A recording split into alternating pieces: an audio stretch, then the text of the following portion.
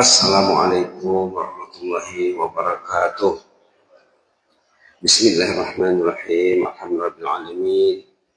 Wassalatu wassalamu ala asyrafil mursalin wa ala alihi wa sahbihi ajma'in. Rabbi shrah li sadri wa yassir li amri wa hlul 'uqdatam min lisani yafqahu qawli. Subhanaka la ilma lana illa ma 'allamtana innaka antal alimul hakim. Rabbana anfa'na bima 'allamtana rabbi 'allimna alladhi yanfa'una. Rabbi faqihna wa faqih lana wa ahbabana wa jami'al muslimin wa muslimat bi rahmatika ya rahimin. Ya rahman rahimin arhamna bi rahmatika wasi'ah wasi'ta kulla syai'in rahmatan wa 'ilma. Ya hayyu qayyum rahmatika nastaghits. Ya hayyu qayyum rahmatika nastaghits. Ya hayyu qayyum rahmatika nastaghits. Alhamdulillah kita kembali dipertemukan Allah, diringankan Allah kaki kita untuk mendatangi rumahnya, Masjid An-Nur yang bertempat di hati kita. Suatu nikmat yang perlu disebut, perlu dinilai, perlu diingat bahwa kedatangan ke rumah Allah itu, ringannya langkah kaki ke rumah Allah itu hanyalah taufik dari Allah, inayah dari Allah Subhanahu wa taala. Ramai orang yang mau ke masjid tapi tidak bisa karena belum dipilih Allah. Mudah-mudahan kita doakan supaya jemaah kita, jiran kita, tetangga kita, sanak saudara kita sama-sama terpaut hatinya di rumah Allah yang dijamin selamat dunia akhirat. Orang yang hatinya terpaut di masjid dijamin selamat. Itu maka kita dipanggil 5 kali sehari semalam ke rumah Allah. Selawat dan salam ke atas Rasulullah SAW. Allahumma salli ala sayyidina Muhammad kama shallaita ala sayyidina Ibrahim wa ala ali sayyidina Ibrahim fil alamin innaka Hamidum Majid. Kemarin kita bersama hadis Nabi yang sangat perlu kita semak, kita pelajari agar kualitas salat kita meningkat. Rugi kita salat tapi salatnya tidak meningkat. Kalau Anda kerja dengan pemerintah, kerja dengan swasta, mesti ada kenaikannya. Kalau tidak ada kenaikan dari awal sampai akhir, sampai di pensiun tidak ada kenaikannya, itu kan aneh, tidak ada. Kenapa dengan Allah kita tidak pernah mikirkan kenaikan kita?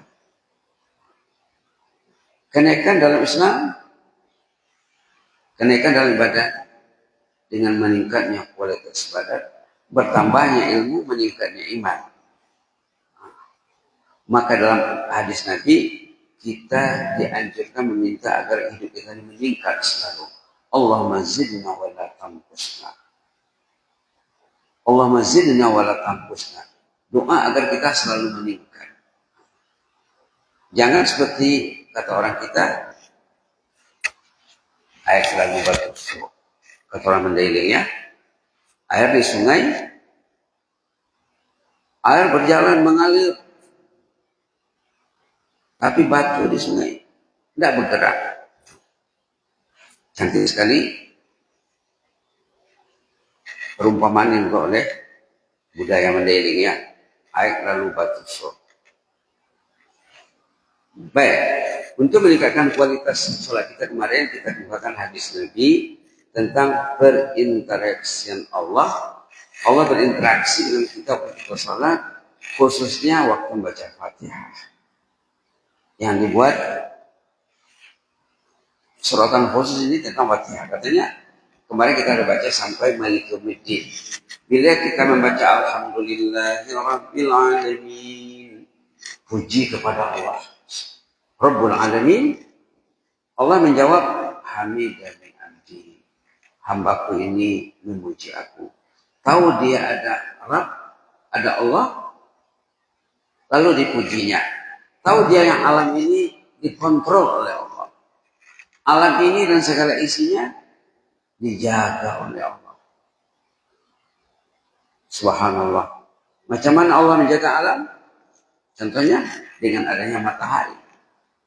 Kalau tak ada matahari, tidak ada kehidupan di atas bumi. Tidak ada air, tidak ada tanaman, tidak ada pokok, tidak ada oksigen, apapun tidak ada. Maka cara Allah antara lain menjaga alam ini dengan adanya matahari. Itu satu contoh. Satu contoh ya, bukan dikatakan contoh kecil. Wujudnya matahari itu bukan dikatakan contoh kecil. Contoh yang hebat. Apa kata ulama astronomi tentang matahari? Berapa kali besar bumi itu matahari? Berapa jarak antara bumi dengan matahari? Berapa panas permukaan matahari itu? Subhanallah. Semua dikaji oleh ahli astronomi maksudnya ya. Ahli ilmu falak. Jadi kita memuji Allah. Alhamdulillahirabbil alamin. Kita hidup di atas bumi Allah. Bumi ini bergerak, beredar, berpusing. Kita tidak merasa bumi itu berjalan.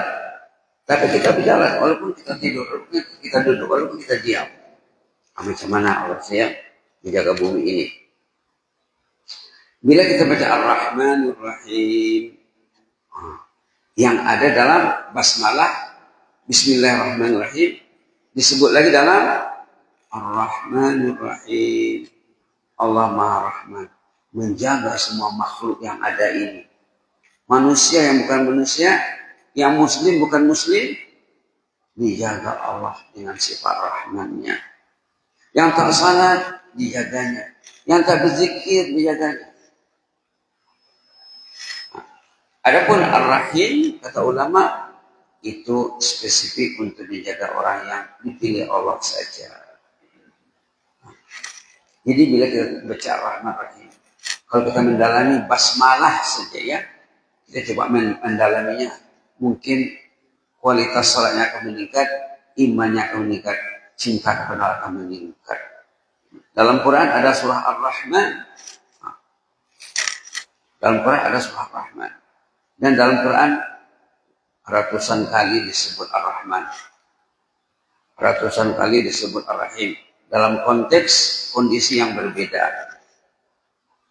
Subhanallah. Malik Yaumiddin.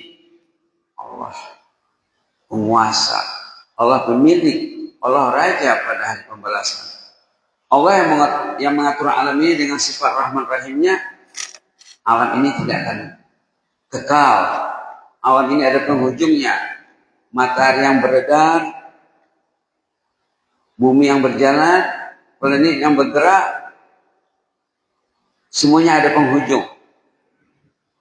Dalam Quran dikatakan limustaqarrillah. Ada penghujungnya. Nanti suatu saat sistem alam ini akan berubah.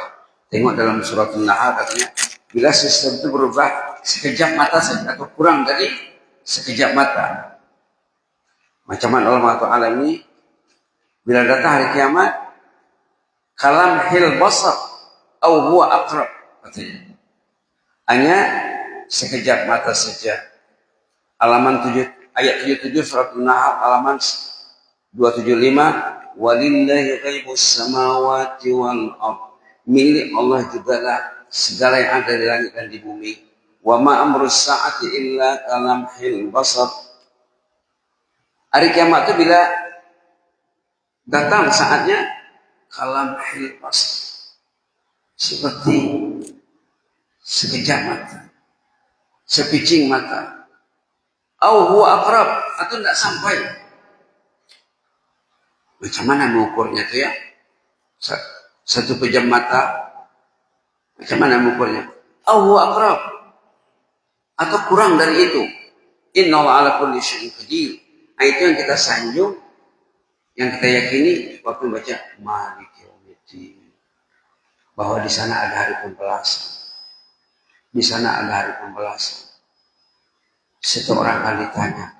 Nah, tengok ayat dalam surah Maryam. Setiap orang akan menghadap Allah. Subhanallah. Apa katanya dalam surah Maryam? Peringatannya di sini. Wa kulluhum ati yaumal qiyamati farda. Wa kulluhum ati yaumal qiyamati farda. Setiap mereka akan menghadap Allah di hari kiamat. Fardan, satu-satu, one by one. Subhanallah.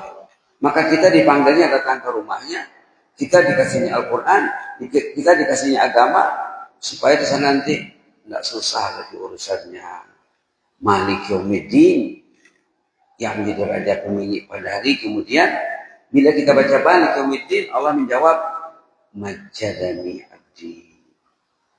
Majjadani abdi. Ini masih sanjung, ini masih puji, sanjungan dan pujian. Malik Yaumiddin, yang menjadi raja, yang menjadi pemilik pada hari kemudian kelak. Majjadani abdi, jawabnya Allah, hambaku mengagungkan zatku. Kita lanjutkan satu ayat lagi. Bila kita baca Iyyaka na'budu wa iyyaka nasta'in. Ayat pertama, ayat kedua, ayat ketiga sampai Malik Yaumiddin itu pujian. Iyyaka na'budu ini ikrar kita, janji kita, keyakinan kita. Iyyaka na'budu, hanyalah Engkau yang kami sembah ya Allah. Tidak ada yang lain ya Allah. Tidak ada yang lain yang kami sembah. Nah, dalam Quran disebut ada orang yang menyembah syaitan, ada yang menyembah hawa nafsu. Dalam hadis ada yang menyembah harta. Kalau harta lebih penting daripada Allah, orang itu menyembah harta. Mungkin ada yang menyembah pangkat, kedudukan. Kalau ada bos datang ke sini, datang bos datang gubernur, datang bupati, bisa orang berdiri yang datang. Belum lagi presiden atau menteri. Ini Allah bersamanya, Allah menghimbaunya, Allah datang, Allah ada di mana-mana. Di sistem masjid Allah memerhatikan, dipanggil, dikasih imbalan yang tidak ada batas. Orang yang datang sembahyang subuh itu imbalannya tidak terkira. Tapi semuanya berbentuk ghaibiyat, berbentuk hal yang gaib yang tidak nampak di mata, harus nampak di hati. Kalau tidak nampak di matanya, tidak nampak di hatinya, itu orang yang menghadapi krisis iman bil ghaibiyat, yang merupakan sifat utama al-muttaqin di awal Baqarah. Zalikal kitabu la raiba fihi hudan lil muttaqin. Zalikal kitabu la raiba fihi hudan lil muttaqin alladzina yu'minuna bil ghaib. Sifat pertama orang muttaqin mengimani hal yang gaib. Janji Allah mesti nampak. Janji Nabi dalam hadisnya mesti nampak di mata hati kita, walaupun mata kepala tidak melihat.